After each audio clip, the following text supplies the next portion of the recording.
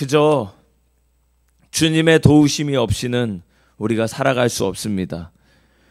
하나님께서 우리에게 귀한 이웃들을 함께 살게 하여 주셨기에 오늘도 살고 있습니다. 그 사실을 잊어버리지 않게 하여 주시옵소서. 내게 생명 주시고 소망 주신 그 주님의 놀라운 사랑이 우리 이웃들의 손을 통하여서 또한 나와 이 교회의 손을 통하여서 계속해서 흘러가기를 원하오니 주님 함께하여 주시옵소서. 먼저는 우리의 생명의 친구가 되시는 예수 그리스도를 알게 하여 주시고 주의 명령 따라서 그 명령 붙잡고 순종하며 나아갈 때 누군가의 선한 이웃되는 우리 안산 나눔교회 모든 성도들 되게 하여 주옵소서. 주님 이 시간도 말씀으로 임하여 주시고 성령으로 충만케 하여 주옵소서. 감사드리며 예수 그리스도의 이름으로 간절히 기도드리옵나이다. 아멘. 할렐루야. 오늘 이 예배에 오신 여러분 모두 한 분 한 분을 주님의 이름으로 환영하고 축복합니다. 여러분은 하나님의 사람입니다. 할렐루야. 왜 하나님의 사람이십니까? 그냥 주일에 예배 드리러 온 것만으로도 여러분 하나님의 사람일 수 있습니다. 할렐루야. 여러분과 제가 그것을 결코 가볍게 보지 않았으면 좋겠어요. 주일에 수많은 선택지가 있는데 내가 지금 여기에 와서 앉아 있다. 그리고 예배를 드리기 위해서 내 마음을 하나님 앞에 드리고 있다. 온 마음과 뜻과 정성과 힘을 다하여서 오늘 이 예배에 나와서 기쁨으로 드리고 또 나의 모든 것을 주님께 아뢰고 그렇게 함께 예배하고 있는 저와 여러분은 하나님의 사람입니다. 할렐루야. 그렇다면 당신의 백성을 위해서 언제나 좋은 것 주시고 은혜 베풀기 원하시는 선하신 하나님의 은혜가 오늘 예배하는 저와 여러분 가운데 충만하게 임하시기를 간절히 축복합니다. 여러분의 삶과 가정에도 그렇게 흘러 넘치시기를 축복합니다. 여러분 가장 어려울 때 내 곁에 있는 사람이 누구입니까? 가장 어려울 때 많은 말을 하지 않아도 나에게 도움을 주는 사람은 누구입니까? 여러분과 제가 이제껏 그 사람이 있었기에 그분이 계셨기에 저와 이 자리에 있는 줄로 믿습니다. 할렐루야. 저는 아직도 저를 죽음에서 살려주었었던 그 사람의 이름을 모르고 있습니다. 제가 고등학교 1학년 때 친구하고 같이 자전거를 타고 제가 운전을 하고 제 뒤에 있는 친구는 그 자전거 보면은 뒤에 축에 이렇게 달아서 사람 발을 짚고 이렇게 카퍼레이드 하듯이 서는 게 있어요. 그걸 달지 말았어야 되는데 그걸 달아놓고 친구가 뒤에 그 발을 올리고 제 어깨를 붙잡고 내리막을 내려가고 있었습니다. 전날 그 친구네 집에서 자고 너무 신이 난 나머지 아직 잠도 안 깼는데 자전거를 타고 내려가다가 저 내리막 끝에 있는 큰 둔덕에 그만 앞바퀴가 붕 하고 뜨면서 그 친구하고 같이 날았던 거예요. 하면서 나 핸들 놓쳤어. 그게 제 마지막 대사였고 그 뒤에 눈을 떠보니까 병원이더라고요. 여러분 제가 여러분 못 만날 뻔했어요. 제가 그때 상당히 머리가 영민했었는데 그 뒤로 상당히 사람이 좀 약간 이렇게 시골 사람 같이 그렇게 됐습니다. 근데 눈을 떠보니까 병원인 거예요. 친구는 이쪽에 막 찰과상이 이만큼 다 입어가지고 다 깔았다 그러죠. 아무튼 누가 운전하는 차냐, 누가 운전하는 자전거냐, 여러분 주님이 운전하는 것에 올라타시기를 주님 축복합니다. 남의 거에 올라타가지고 그게 잘못되는 경우들이 많아요. 믿을 사람을 믿어야지. 그러니까 그 상처 입은 친구는 정신은 온전한데 몸은 엄청 따갑고 저는 많이 다치긴 했는데 정신을 잃어가지고 그 아픔을 못 느끼고 있었던 상황이었고 하나님 은혜다 참 감사하다. 그런데 그때 저를 구급차로 병원까지 실어다 준, 분당 차병원까지 실어다 준 그 사람을 저는 아직 모릅니다. 이름을 모르지만 누군가가 나의 삶의 가장 어려운 순간 움직이지도 못하는 그때 나를 도와주었었던 사람이 있었다는 것을 여러분 기억하시기를 축복합니다. 스토리는 다르지만 저와 여러분에게 그런 은인들이 있다는 것입니다. 할렐루야. 그렇다면 여러분 추수감사의 시기를 지나가면서 우리가 그 이름 모를 하나님이 보내신 천사와 같은 그 사람들을 향한 감사가 다시 한번 샘솟게 되기를 축복합니다. 할렐루야. 그래서 하나님의 은혜로 저와 여러분이 가장 어려운 순간에 하나님의 기이한 도우심을 입어서 오늘 이 자리에 있다는 것을 알게 되면 감사하지 않을 수 없죠. 아울러 여러분, 내가 겪었던 것처럼 내 힘으로 어찌할 바를 알지 못하는 그 순간에 당신은 내게 있어 하나님의 도우심이었다라는 고백을 듣는 저와 여러분이 되시기를 축복합니다. 할렐루야. 그런 좋은 이웃을 만나기를 바라고요. 그런 좋은 이웃이 되시기를 축복합니다. 오늘 예수님을 찾아온 율법 교사가 있었습니다. 율법 교사가 어떤 사람입니까? 토라를 많이 읽었고, 여기서 토라는 창세기, 출애굽기, 레위기, 민수기, 신명기, 우리는 법이라고 부르는 이 율법서를 많이 읽었을 뿐만 아니라 달달 외고 있고 꿰뚫고 있고 해석하여 그것을 가르치는 사람, 그 사람이 율법 교사입니다. 여러분, 이 예수님께 질문을 하고 있는 율법 교사의 질문이 그저 궁금해서 물어보는 것이 아니라 예수님을 한번 떠보려고, 예수님은 도대체 여기에 대해서 뭐라고 대답을 하시나 가만히 들어보려고 질문을 했던 것입니다. 여러분이 만약에 예수님 만나면 어떤 질문을 하고 싶으십니까? 어떤 질문 하고 싶으세요? 내년에 집값이 오를까요? 떨어질까요? 주식이 오를까요? 떨어질까요? 여러분, 이런 걸 질문하시는 분들도 계시겠지만 여러분, 그런 거 물어봐도 주님이 모르십니다. 할렐루야? 아멘이십니까? 예수님께 그건 질문 자체가 사실 되기가 어렵다는 거예요. 예수님도 왜냐하면 투자는 안 해보셨으니까. 그렇다면 예수님이 나에게 하실 수 있는 최고의 질문, 최고의 대답, 그것을 얻어내기 위한 질문은 무엇일까? 가만히 생각을 해봤어요. 예수님, 제가 뭐가 되길 원하십니까? 할렐루야. 저 그렇게 질문해보고 싶어요. 주님, 제가 어떤 사람 되길 원하십니까? 주님, 저 어디로 갈까요? 방향을 알지 못할 때 주님께 방향을 물어보면 주님이 가르쳐 주실 것만 같아요. 주님, 저는 뭐 하면 좋을까요? 지금 당장 제가 해야 될 급선무가 무엇일까요? 주님, 제가 지금 하고 있는 일들이 이런 것들이 있는데 주님, 그것을 기뻐하시는 것입니까? 물어보고 싶어요. 주님이 기뻐하시지 않는데 이 방향 잃은 열심을 가지고 열심히만 그냥 한다고 되는 건 아니기 때문에 그렇습니다. 주님, 저 피켓 전도 이거 저 거리에 나가서 하는 이거 어떻게 생각하십니까?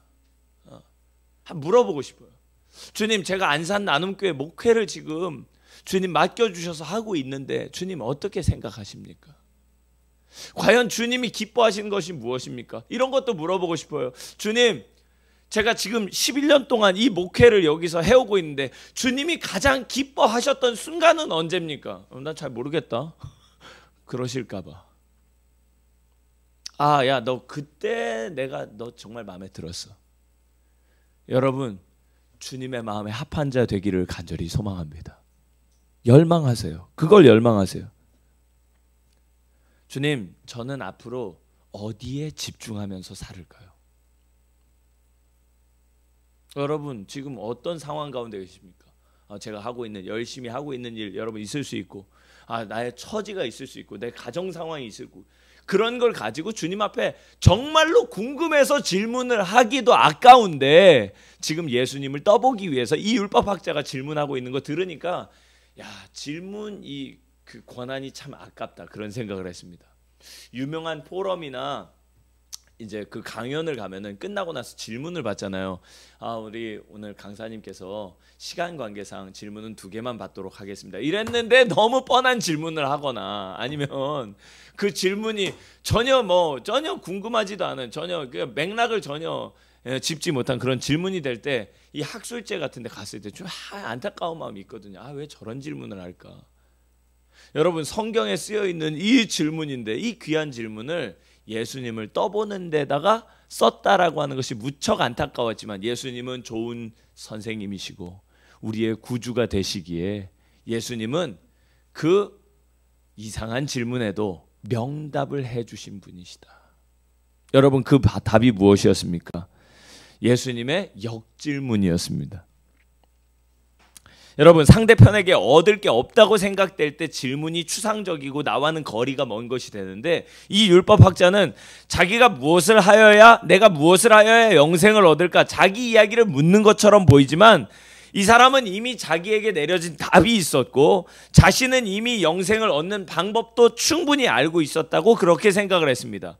그러니 이 질문을 통해서 예수님께 진리를 알고 진리를 듣고자 함이 아니라 예수님을 검증해 보고 싶었던 것입니다. 여러분, 예수님 뭐라고 답할까요? 여러분, 예수님은 뭐라고 답할까? 이 사람은 기대도 있었지만 만약 어줍지 않은 대답이 나온다고 한다면, 내 기대에 못 미치는 대답이 나오면 순식간에 별거 아니네 그러면서 휙 돌아설 준비를 하고 있었다는 거예요. 마치 제가 다니엘 기도회를 처음 들을 때, 이렇게 우리 교인들도 한 사람 없는 그곳에, 예배당도 이전에 이쪽 방향을 보고 있을 때 TV 이렇게 틀어놓고 팔짱을 딱 끼고 의자 가운데 딱 앉아가지고 뭔 얘기 하는지 한번 좀 드러나 보자 그러면서 와가지고 제가 앉아 있었어요. 여러분, 그 다음 해부터는 제가 우리 성도들에게 우리 다니엘 기도 합시다 그렇게 얘기를 했습니다. 여러분, 듣는 자세가 중요합니다. 여러분, 주님께 생명이 있습니다. 주의 말씀에 생명 얻는 도가 있습니다. 주님을 기대하십시오. 주님, 무슨 말씀이든지 저에게 하시면 그대로 될 줄 믿습니다. 할렐루야.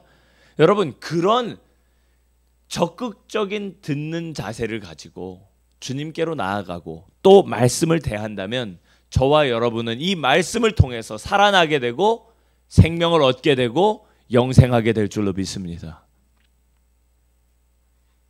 그런데 이 시험하려고 던진 질문을 예수님께서 아시고 넌 뭐라고 생각하는데? 하고 역질문을 해버리셨어요.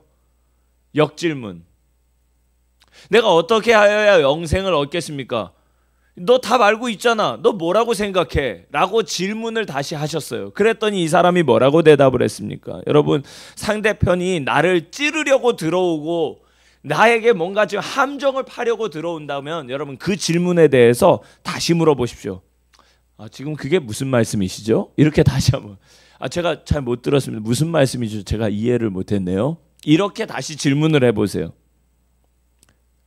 그리고 그 질문이 합당하지 않다면 여러분, 그렇게도 질문해 보십시오. 그게 왜 궁금하시죠? 이건 대화의 기술이겠죠. 그러나 그 상대편을 당황하게 하고자 하는 주님의 목적이 아니라 그 사람에게서 스스로 답을 할 수 있도록 도와주시기 위한 주님의 방법이었습니다.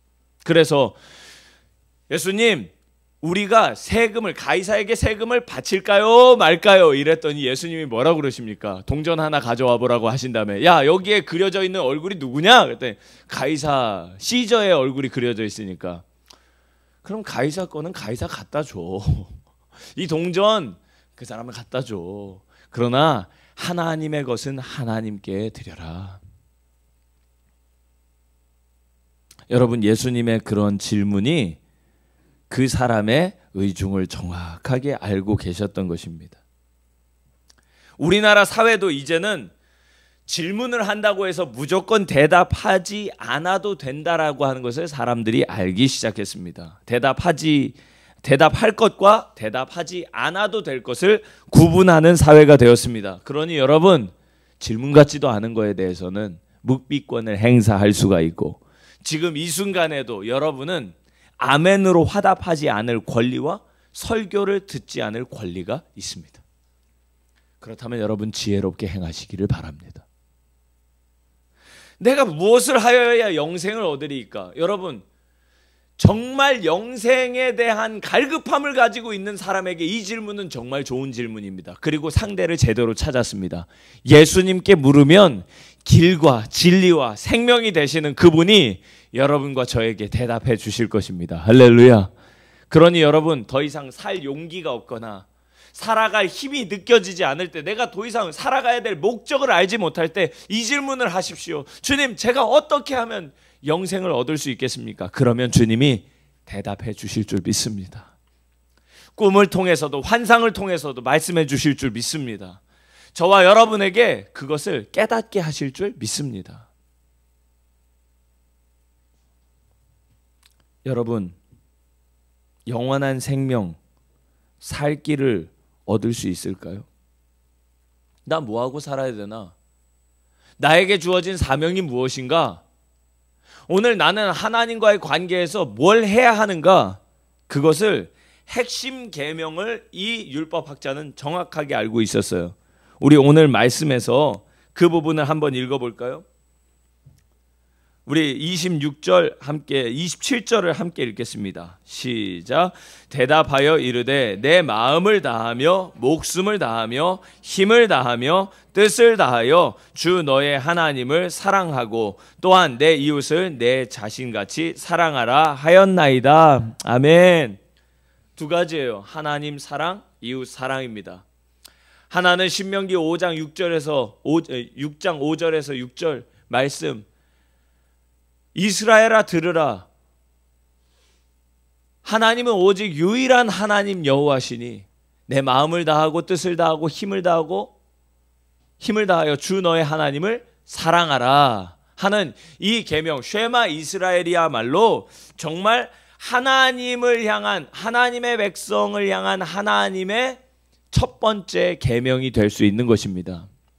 저와 여러분이 하나님의 말씀을 듣고 그 말씀대로 하나님 사랑하게 되기를 축복합니다. 두 번째로, 오직 유일하신 여호와 하나님을 사랑할 뿐만 아니라 그 하나님께서 당신의 형상대로 지으신 분이 하나님이시기에 사랑하라는 명령이셨습니다. 그것은 레위기 19장 18절의 말씀, 내 이웃을 내 몸과 같이 사랑하라, 동포를 사랑하라는 명령이었어요. 그런데 여러분, 이 말씀을 지금 이 율법학자가, 이름 모르는 율법학자가 이것을 정확하게 명시해서 온 율법과 선지자를 딱 두 계명으로 정리를 해서 하나님 사랑하고 이웃 사랑하는 것으로 정리를 했습니다. 이게 맞을까요? 정확합니다. 10계명도 그것을 우리에게 가르쳐주고 있고, 우리가 알고 있는 예수님 믿는 최고의 율법학자 누굽니까? 다소의 사울입니다. 바울입니다. 바울. 예. 여러분, 우리가 알고 있는 예수님을 믿는 율법학자, 그러니까 유대인이면서 예수님을 신실하게 믿었던 율법학자 중에 최고의 율법학자는 다소의 사울입니다. 사울. 이 사람이 우리가 알고 있는 사도 바울이 되죠. 이 사도 바울이 로마서 13장 8절에서 이렇게 말하고 있습니다. 남을 사랑하는 자는 율법을 다 이루었느니라. 할렐루야. 율법 계명이 하나로 수렴될 수 있다면 그것은 남을 사랑하는 것이라는 거예요. 여러분, 남을 사랑할 때 자기의 모자란 사랑으로 사랑하는 것이 아니라 하나님의 사랑을 가지고 그 형상대로 지은 바 된 사람을 사랑한다면 여러분, 그것은 율법을 다 이루는 일인 줄로 믿습니다. 두 번째로, 로마서 13장 같은 장에서 10절에서 사랑은 이웃에게 악을 행하지 아니하나니 그러므로 사랑은 율법의 완성이니라. 할렐루야.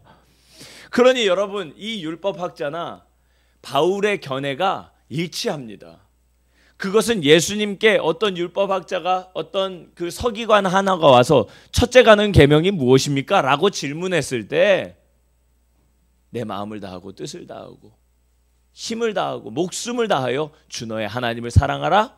둘째는 그와 같으니 내 이웃을 내 몸과 같이 사랑하라. 예수님께서 가르쳐 주셨던 거. 그러니까 예수님, 이 율법학자 바울이 보는 관점, 그리고 수많은 신학자들이 이후에 결국 하나님의 계명을 두 가지로 요약하자면 하나님 사랑, 이웃 사랑이라는 거 정확하게 알았어요. 율법학자는 기가 막히게 알고 있었습니다. 오늘 저와 여러분에게도 그런 하나님의 계명을 정확하게 요약하는 마음이 있기를 간절히 소망합니다. 그런데 그의 지혜가 물 흐르는 것처럼 막힘이 없었어요. 그러니까 예수님께서 그거 대답 잘하신 것을 알고 대답하셨어요. 28절 함께 읽겠습니다. 시작. 예수께서 이르시되 내 대답이 옳도다. 이를 행하라. 그러면 살리라 하시니. 아멘. 대답이 아주 간단했어요. 야, 너 잘 안다. 잘 안 해. 네 대답이 맞아. 이를 행해라. 그러면 살 것이다.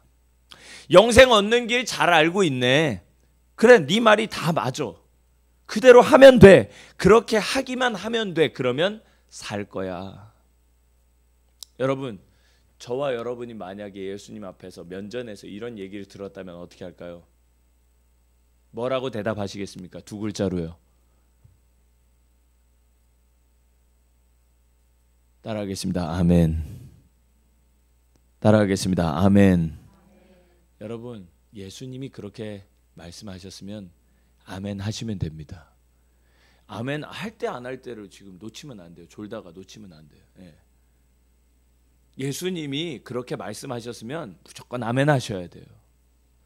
제가 생각을 해봤어요. 제가 그 자리에 있다고 생각을 해봤어요. 그러면 뭐라고 할까? 예, 아멘, 옳습니다.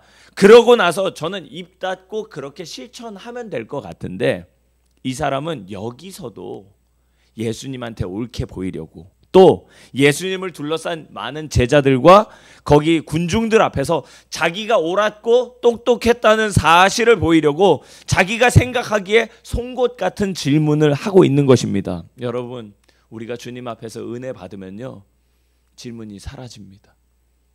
더 이상 그렇구나, 아멘, 그러면 이제 그대로 믿고 순종하며 나아가는 길로 가게 돼요. 복잡하지 않습니다. 그런데 이 사람이 묻습니다. 나의 이웃이 누굽니까? 그러면 누가 저의 이웃입니까? 제가 옆에 있었으면 좀 옆에 좀 돌아보라고 막 그랬을 거예요. 아마. 옆에 돌아보라고. 바로 네 옆에 지금 제일 힘든 사람 누구야? 주변을 좀 둘러봐라. 그때 예수님께서 들려주셨던 말씀이, 그 이야기가 오늘 저 유명한 선한 사마리아 사람 이야기입니다. 어떤 사람이 예루살렘에서 여리고로, 고지가 높은 저 해발 700m, 800m 되는 저 예루살렘에서 저 해발 0m 이하에 있는, 지구상에서 가장 낮은 지대에 있는 지역 여리고, 그보다 더 낮은 게 사해, 그 여리고까지 이렇게 내려가면 진짜로 그 길이 내리막길입니다. 물론 예루살렘이 이 수도의 역할을 감당했고 다윗 시대부터 거기가 수도기 때문에 당연히 우리가 서울에서 안산 내려간다 그러지, 서울에서 안산 올라온다 얘기하지 않거든요. 서울이 우리보다 높아서가 아닙니다. 거기가 수도라서 사람들이 내려간다고 얘기하는 거예요. 예루살렘에서 내려가는데 여기는 진짜로 내려가는 거기도 하면서 그 수도에서 이 소도시로, 지방도시로 내려가는 것이기도 하면서 실제로도 고도 높이상, 해발 고도상 엄청 내리막이라는 거예요. 계속 내리막이라는 거예요.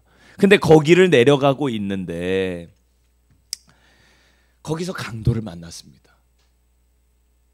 거지반 죽을 때까지 맞고 죽지는 않고 실신한 상태에 숨만 겨우 붙어 있는데 제사장이 지나갑니다. 거룩한 제사장이 지나갑니다. 이 제사장은 율법이라고 한다면 생명처럼 여기는 사람입니다. 그런데 이 거의 죽어가는 이 사람을 보니까 딱 보고 깜짝 놀랐어요. 여러분, 못 보고 지나간 게 아닙니다. 성경이 다 기록하고 있어요. 여러분, 증거가 다 있어요. 오늘 말씀을 보십시오. 30절 말씀 보세요. 31절 말씀. 마침 한 제사장이 그 길로 내려가다가 그를 보고 피하였다 그랬어요. 피했네. 그죠? 봤는데 피했어요. 32절 보세요. 함께 읽겠습니다. 시작. 또 이와 같이 한 레위인도 그곳에 이르러 그를 보고 피하여 지나가되. 여기 또 나옵니다. 그를 보고 의도적으로 그 부분을 계속 묘사하고 있어요. 그를 봤는데 피했다는 거예요. 봤는데 피했어요. 레위인은 어떤 사람입니까? 제사장을 도와서 하나님의 성전 일을 맡는 사람들, 구별된 사람들, 그 사람은 그들에게 땅도 주어지지 않고 다른 노동의 일들을 하지 않고 그들은 하나님을 기업으로 살아가는 사람들이었어요. 그러니 쉽게 말해서 하늘밥 먹고 사는 사람이고 교회밥 먹고 사는 사람이고 주님 주신 은혜로 그렇게 사는 사람이었어요. 여러분, 그 사람들에게 우리가 기대할 수 있는 것은 무엇입니까?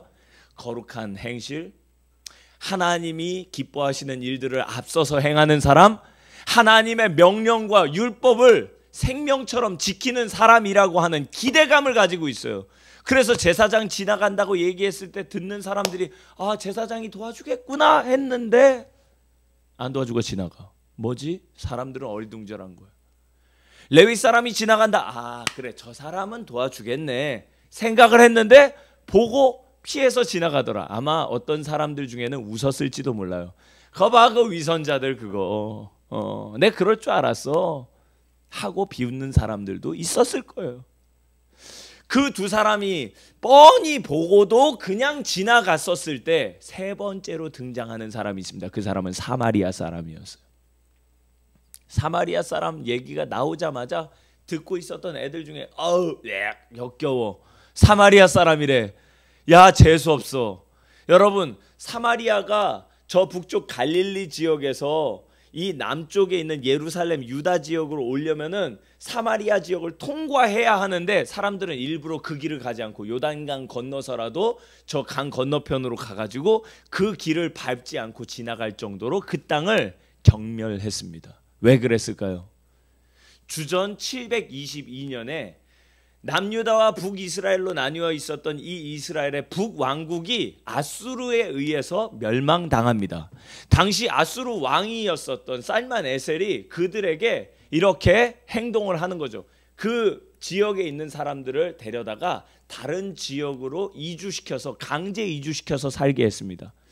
포로로 잡아가서 다른 지역으로 가게 하고 그 다른 지역에 있는 중동 사람들을 이 지역으로 다시 이주시켜서 거기에서 혼혈, 혼족이 일어나게 만들었던 것입니다. 왜 그랬을까요?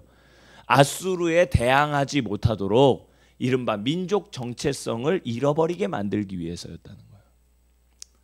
고대 전쟁은 다 그랬어요. 여러분, 우리나라는 뭐 안 그랬나요? 외로 잡혀가고 원나라로 잡혀가고 몽고에 뭐 침략을 받고. 여러분, 왜 그런 일들이 왜 없었겠습니까?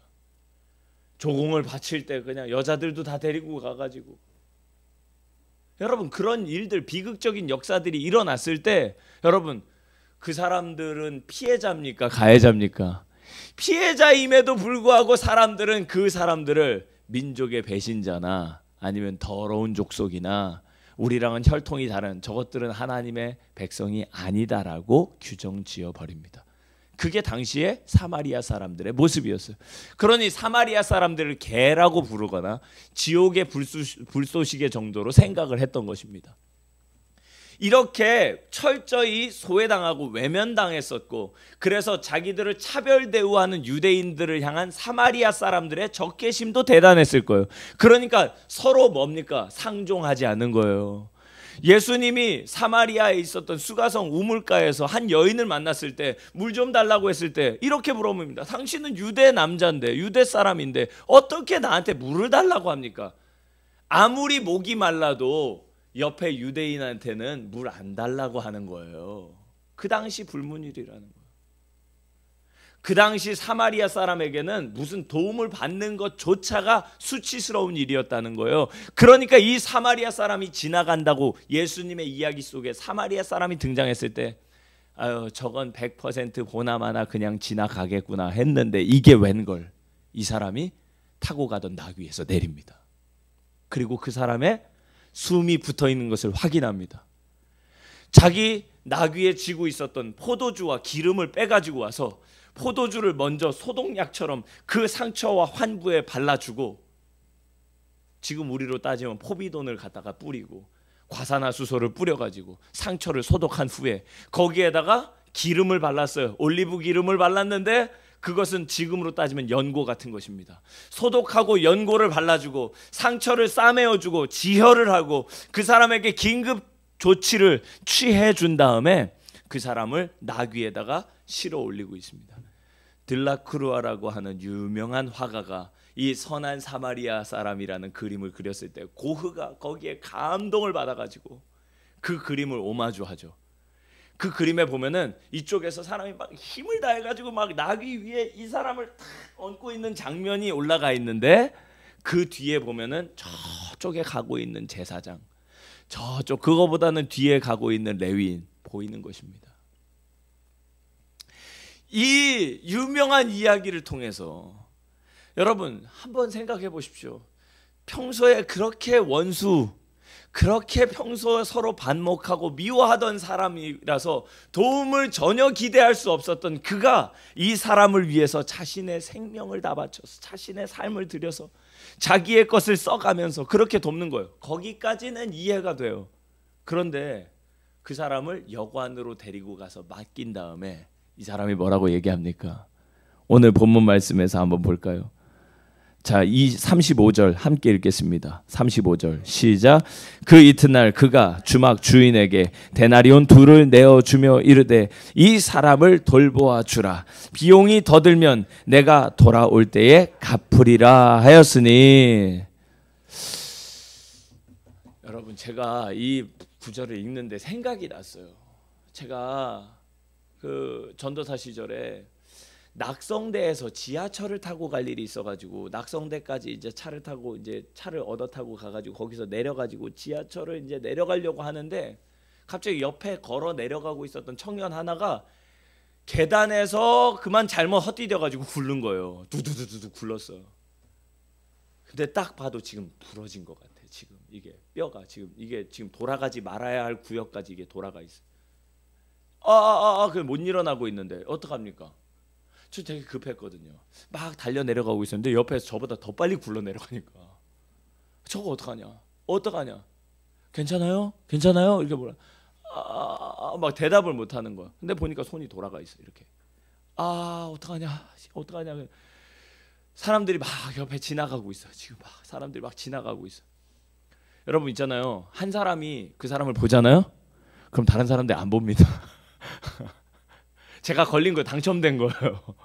어떡합니까? 전도사 체면에 저는 대번에 그 사람이 닫혀 있는 상황에서 제가 이렇게 보고 있는 그 상황 속에서 어떻게 주님이 타이밍을 맞춰도 이렇게 맞추시나? 나 지금 바쁜데 가야 되는데. 그때 이 말씀이 생각이 났어. 내가 여기서 레위인이 될 것이냐 사마리아 사람 될 것이냐. 예전에 그런 거 있잖아요. 인생 극장에 그래 결심했어 이런 거 있잖아요. 그때 그 순간에 이거 알면 옛날 사람인데 그거 진짜. 그래서 제가 어떡하냐. 그래서 그 사람을 이렇게 들쳐매 괜찮겠냐고 들쳐맸어요. 왜 119 생각이 그때 안 나죠? 올라와가지고 바로 이 사람을 빨리 병원에 보내야 되겠다는 생각이 들어서 그 사람이 이제 다리는 좀 멀쩡하니까 손이 막 이렇게 됐으니까 그 사람을 이제 불러놓고 택시를 잡았어요. 택시를 잡고 택시에 이 사람을 태우고 택시 기사한테 여기 제일 가까운 병원 어디예요? 그랬더니 보라매 병원 가깝다는 거예요. 그럼 보라매 병원으로 데려다 주세요. 돈은 얼마인지 모르겠는데 아저씨 그냥 좀 데려다 주세요. 제가 지금 이 사람 모르는 사람인데 여기 지금 제가 여기 그냥 지나가다가 이 사람 지금 그렇게 됐으니까 10,000원 한 장을 쥐어주고 그러고 나서 아저씨한테 응급실까지 부탁했습니다. 거기까지가 저의 모습.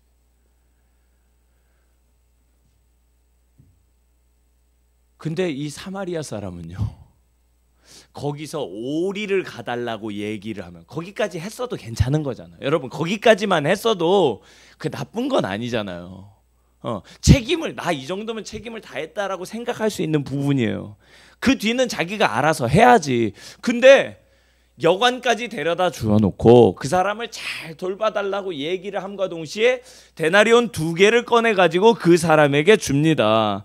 그래서 데나리온 2이라고 하면 이틀치 일당이니까 여러분 보통 일당을 계산할 때 생각해 보니까요. 제가 웬만한 숙박업소에서 그 사람 일당 내면 하루 머물더라고요. 이게 우리나라에서 지금 그렇다는 거예요. 데나리온 2를 줬으니까 한 이틀 머물 수 있는 돈을 주고 내가 지금 일이 급하여서 갔다 올 거니 그 다음에는 내가 와서 그때 와서 돈이 더 든 게 있으면 내가 갚아주겠다. 예수님께서 산상수훈에서 말씀하시죠. 엑스트라 마일을 실천하라고.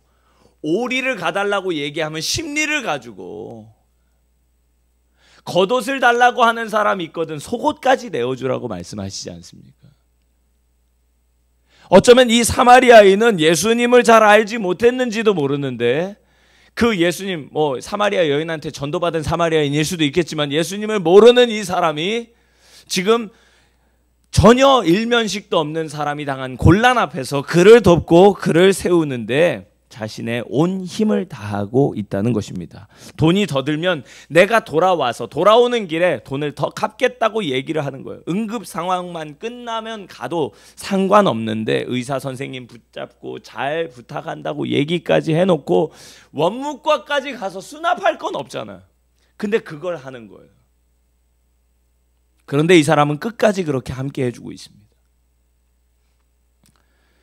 36절이 오늘 본문 말씀의 핵심입니다. 함께 읽겠습니다. 시작. 네 생각에는 이 세 사람 중에 누가 강도 만난 자의 이웃이 되겠느냐? 여러분, 강도 만난 사람의 이웃이 누굽니까? 이건 물어볼 것도 없죠. 사마리아 사람이죠. 그런데 이 율법학자는 사마리아 사람이라는 그 사람의 이름조차 언급하기 싫어서 자비를 베푼 자니이다, 이렇게 얘기를 하는 거예요. 네가 하찮게 생각했고 네가 편견을 가지고 있었고 상종 못할 사람이라고 생각했었던, 이방인으로 여겼었던 그가 사랑의 사람, 강도 만난 자의 이웃이 되어 주었던, 제사장도 레위인도 아닌 그 사람이야말로 진정 너의 이웃이 되었다 하는 말입니다. 그 사랑의 사람이 우리의 진정 이웃이군요. 그러니까 예수님께서 뭐라고 말씀하십니까? 자비를 베푼 자니이다 그랬더니 37절 가서부터 함께 읽겠습니다. 시작. 가서 너도 이와 같이 하라 하시니라. 그래, 똑똑한 소리 그만하고 이제 가서 네가 그 사랑의 사람, 강도 만난 자의 이웃이 되주렴. 여러분, 오늘 말씀을 통해서 저와 여러분이 우리의 참된 이웃을 발견할 수 있게 되기를 축복합니다. 또한 우리가 참된 이웃이 되기를 축복합니다. 여러분, 우리의 참된 이웃이 누구입니까? 바로 예수 그리스도이십니다. 할렐루야.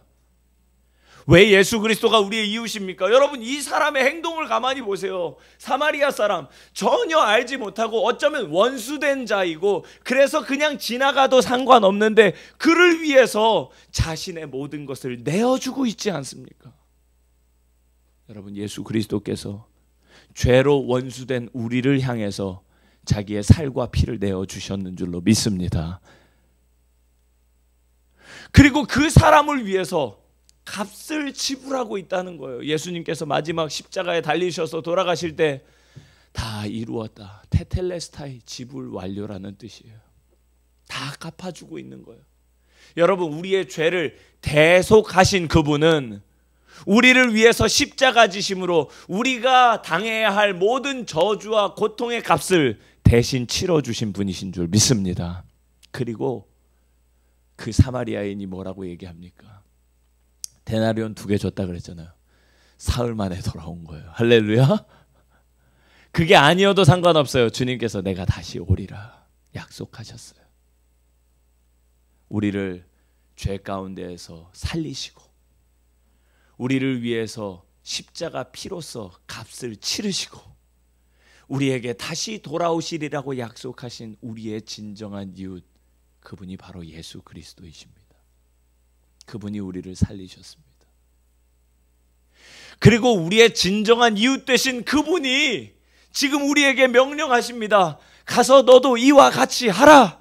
여러분, 주님의 명령을 들은 저와 여러분이 이제 누군가의 참된 이웃이 되는 그리스도인이 되기를 주의 이름으로 축복합니다. 우리의 이웃이 누굽니까? 예수님을 닮은 그리스도인이 우리의 이웃입니다. 우리 주변에 그분의 명령에 순종해서 사랑을 실천하는 그 사람이 나의 이웃입니다. 나의 일생에 하나님의 도우심을 느끼게 해준 사람이 누굽니까? 여러분, 없었다고 불평할 생각하지 마십시오. 분명히 있었으니까. 그리고 이제는 내가 그 사람이 되기를, 내가 그 사람 되기를 간절히 기도하는 저와 여러분 되기를 축복합니다.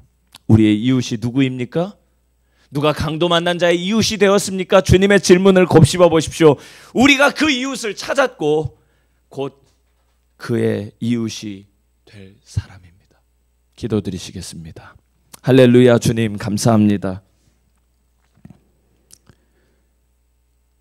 우리를 위하여서 십자가 피 흘리시고 그로써 값 주시고 우리를 생명으로 이끄시고 사셨던 우리 주님의 놀라운 공로를 기억합니다. 우리에게 다시 오시리라 약속하여 주신 예수 그리스도의 놀라운 약속을 기대합니다.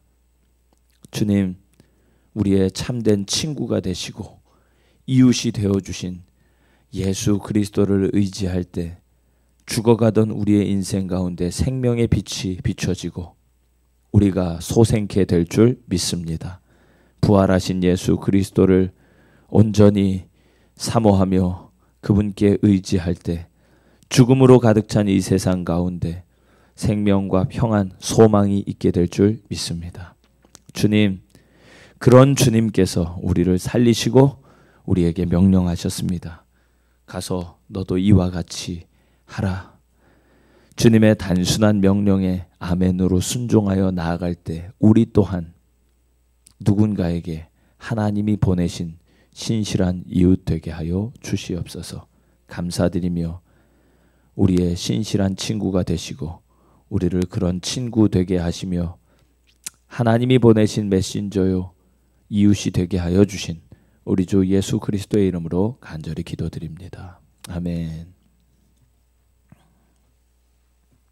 다 함께 자리에서 일어나셔서 보냄의 말씀을 읽겠습니다.